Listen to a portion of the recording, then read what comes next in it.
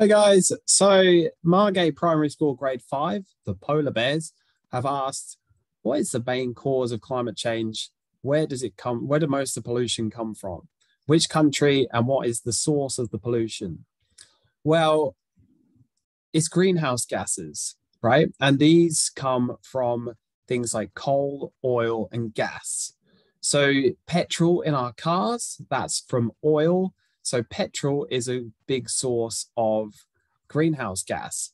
And the main greenhouse gas is carbon dioxide.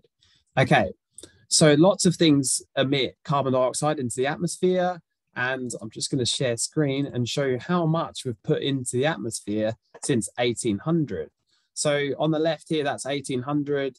And this figure shows how much we've burned and put into the atmosphere since 1800. And as you can see, from 1950 to 2000 to this finishes in 2018, so we're even higher now. We've put 35 billion tons of carbon into the atmosphere. Now, that's a lot.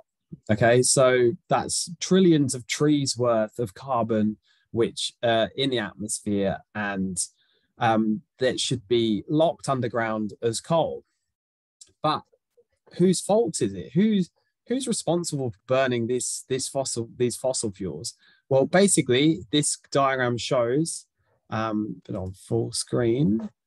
So this what countries have responsible for burning CO2. So the UK in 1800 and up to 1850, 1900 was the main country responsible. This is where the Industrial Revolution happened. This is where lots of things were invented, like steam trains and lots of other inventions in industry. And then, as you can see here, the US catches up with the UK around 1910. Now, the US was one of the main manufacturers of cars. This is where lots of cars were built in the USA in the early 1900s, and that caused a lot of greenhouse gas emissions. As you can see, the amount of CO2 released by the US was way more than any other country. Here we have lots of other European countries like Germany and former Soviet Union, which is Russia, and France, and there's Poland.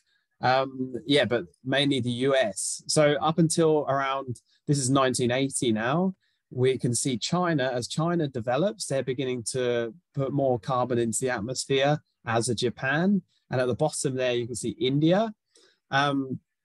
But as we go up towards present, you can see how China is catching up on the amount of carbon released into the atmosphere.